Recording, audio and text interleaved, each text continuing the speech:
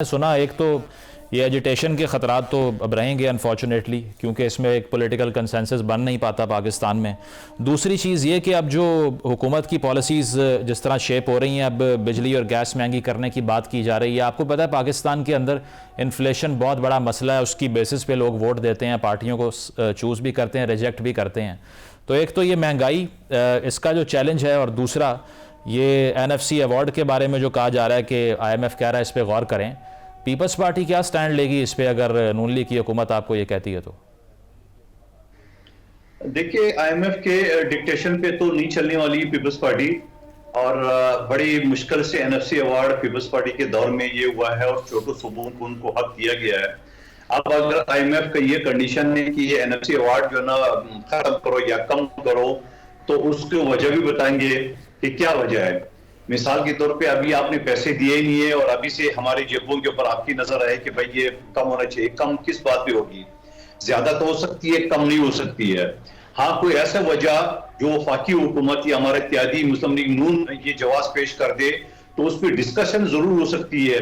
इस तरह करके डायरेक्ट करके कि छोटे सूबों का पैसे कम करना ये नामुमकिन है।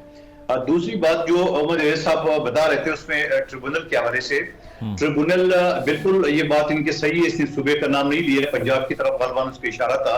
पंजाब में 2 ट्रिब्यूनल बने हैं, इतने बड़े सूबे के लिए 2 ट्रिब्यूनल कम आए, ये बात उनकी सही है। मगर जिस कमेटी का मैं हिस्सा था पार्लिमानी अफेयर्स में, वहां ये भी कानून पास हुआ है कि ट्रिब्यूनल जो ना वो 6 महीने के अंदर अंदर फैसला देगी। तो वो भी एक कानून तो मौजूद है। लेकिन अगर आप टोटली कानून से मायूस है, हाई कोर्ट सुप्रीम कोर्ट से मायूस है और आप कहते हैं कि अदालतों में फैसला नहीं होगा, ऐवानों में नहीं होगा, सड़कों पे होगा, तो हमने तो वो पेट्रोल पंप भी देखे, हमने तो वो जो बैन ऑर्गेनाइजेशन की मूवमेंट भी हमने देखा लाहौर में। हमने GHQ के साथ इतना बड़ा मुजमा हमला करने की तैयारी श्रीलंका और इसकी तुर्की का हवाला देते हुए वो भी हमने देखा। पार्लियामेंट लाजिज में हम मौजूद थे तो उसके बिल्कुल सामने आंसू गैस और वो सारा क्राउड वो भी हमने देखा। तो इससे ज्यादा खतरनाक क्या चीज वो दिखा सकते हैं जो वो कर सके। लेकिन बात ये है कि ये सारे खतरे तो भूल जाएंगे, क्योंकि आपने सही कहा या अयूब साहब ने सही कहा कि वो जो आजाद उम्मीदवार है जो अभी तक किसी पार्टी को की तरफ से रिकॉग्नाइज नहीं हुआ है, उनको संभालना इनके लिए बड़ा मुश्किल होगा।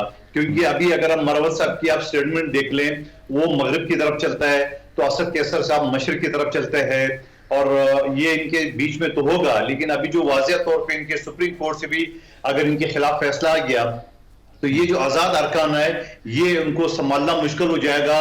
और एजिटेशन तो ये भूल जाएंगे, और एजिटेशन अगर करेंगे तो वो सिर्फ इस बेस पे करेंगे। इनको अदालतों पे भरोसा नहीं है, उनके असेंबली पे भरोसा नहीं है। ये आज भी देख रहे हैं हमारे लीडर के ऊपर सियासी केस है। भाई अगर अब इतने बड़े बड़े वकील आपके साथ है, आप अदालतों में जाएं। मैंने आपको सेक्शन भी कोट कर दिए हैं, आप सुप्रीम कोर्ट, हाई कोर्ट जा सकते हैं, सेशन कोर्ट जा सकते हैं, और शॉर्टकट भी कानून है जैसे मैंने आपको बताया, तो उस हवाले से आप जा सकते हो। लेकिन अगर आप ये समझ रहे हो कि सिर्फ जो ना ये मौजूदा हुकूमत खत्म करे, तो मौजूदा हुकूमत के पास कोई इख्तियार नहीं कि वो किसी अदालती कार्रवाई में मुदाखलत कर ले। उसके लिए कानून साजी करेंगे तो आप उसकी मुखालफत करें, असम्बली में आप मौजूद है। मगर मैं आपसे ये सवाल कर रहा हूं कि जिन लोगों ने आपको वोट दिए है, मैं उनकी तरफ से ये सवाल आपके सामने रख रहा हूं, क्या उन्होंने आपको वोट इसी वजह से दिए है कि आप महंगाई खत्म करने के लिए या महंगाई के कंट्रोल के ऊपर आप सियासी मुकदमात का नाम देके उसको खत्म करने की आप जो दावे कर रहे हो या मुतालबे कर रहे हो, या आप ये कहते हैं कि पाकिस्तान को हम आग लगा देंगे, या आप ये समझ रहे हो जो माजी में आपने शोधा के साथ किए फिर करेंगे, या आप ये सोच रहे हो जो सोशल मीडिया में जो आपकी तरफ उंगली उठ रही है, या वर्ल्ड बैंक IMF के सामने जो एहतजाज हो रहा है आपकी तरफ उंगली उठ रही है, इन चीजों से आप हुकूमत को खत्म कर सकते हो, आप मईशत को ठीक कर सकते हो, आप अगर लॉ एंड ऑर्डर को ठीक कर सकते हो, या आप इन्हीं चीजों से अपनी पार्टी को उठा सकते हो, तो आप जरूर कर रहे, मगर मुकद्दर जो है ना आपकी नाकामी हो। ठीक है हसन साहब, आखिरी सवाल आपसे, टाइम शॉर्ट है। अब इस सारी ये जो पॉलिटिकल फियास्को है इसका सोल्यूशन भी तो बताना पड़ेगा ना। अगर दोबारा से एजिटेशन की सियासत होती है, धरने होते हैं, सड़कें ब्लॉक होती हैं, पाकिस्तान को तो नाकाबिले तलाफी नुकसान पहले ही इस किस्म की पॉलिटिक्स पहुंचा चुकी है। अब क्या हल यही है जो मुशाहिद हुसैन साहब ने कह दिया है कि सियासी कैदी हैं बानी चेयरमैन PTI, उनको छोड़ दिया जाए, मामला ठीक हो जाएंगे? नहीं, वो तो अदालतें हैं, अदालतों से कन्विक्शन हुई हुई है। अगर रिलीफ कोई मिलेगा तो अदालतों से ही मिलेगा। कोई सियासी जमात या पॉलिटिकल जो गवर्नमेंट्स हैं वो ये नहीं कर सकती। लेकिन बात ये है कि अगर इनको बहुत शौक है एजुटेशन का, तो मैं आपको ये बात बता दूं कि इस वक्त यानी एक तो गवर्नमेंट है ना, फेडरल गवर्नमेंट है या प्रोविंशियल गवर्नमेंट है, एक स्टेट ऑफ पाकिस्तान भी है। जो रियासत Pakistan will show zero tolerance कि ये दोबारा को 9 में ही कर गुजरेंगे या कोई रियासत के ऊपर हमला कर देंगे तो खामोश तमाशाई रियासत रहेगी, या ऐसा नहीं होगा।